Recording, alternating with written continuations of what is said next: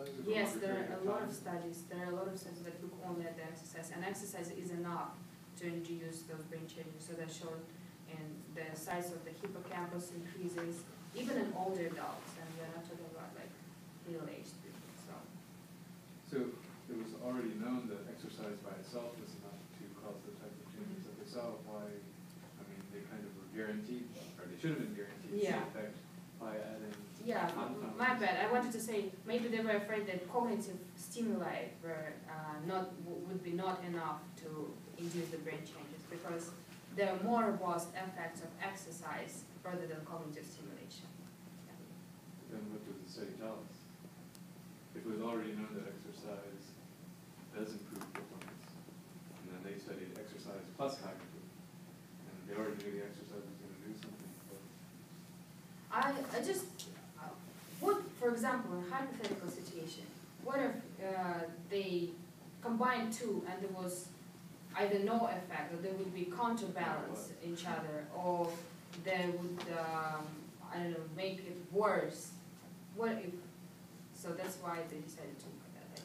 But that's kind of like the critical aspect. Like, I don't know, going back to what Alison said, it's the critical aspect of experimental design is that you should be able to learn something regardless of what your outcome is.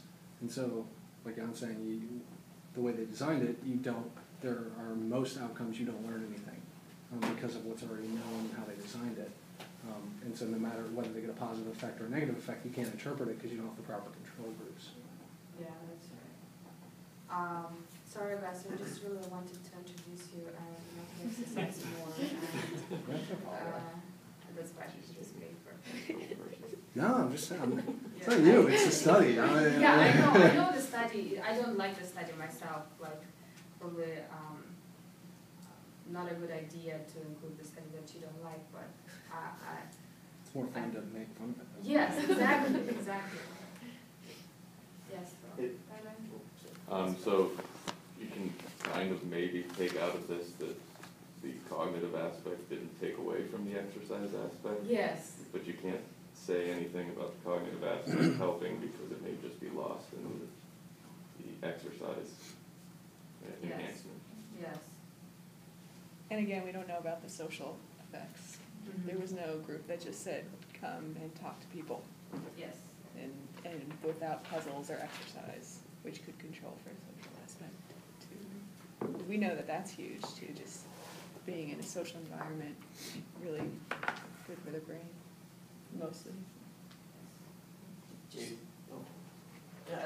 like a basic, what's thought is like the hypothesis of changing like the default mode network and how that affects like your ability to do tasks, or I mean they're measuring the default mode network, and I guess first, what is that measuring? It's like what's going on in your brain when you're not doing any tasks? Yes. Yes. Okay. So it's I think that this DMN is important because there is a decrease of its activity in aging, associated with aging. It's like a marker for the aging. So you can put in the scanner or like an older person and look at their DMN activation and find that it's actually lower as in middle-aged people. And also there's a paper that shows claims it as a marker for the upcoming Alzheimer's. So it's a pretty important network. So I mean, can you say that if you train somebody to be thinking all the time during all these tasks, and then look at their default mode network, you're saying that if you have them doing things all the time, and when you have them just sit in the scanner and not do anything, their brain is going to be more active just at rest?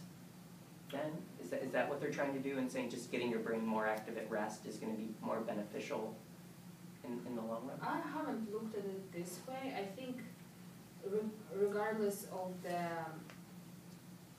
this training, the DMN network will kind of like show them. It's not that they're trying to train people to think just by cognitive training, so that their DMN network changes while they're at rest.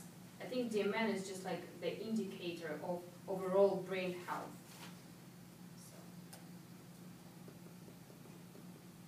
So answer that question.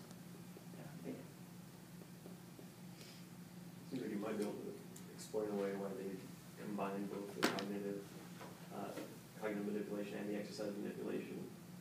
If it were the case, and I'm not familiar with both literature or anything like that, but if it were the case that they hadn't really studied changes in default mode network before in just exercise and just cognitive, and they wanted to make sure that they got any sort of effect that they possibly could.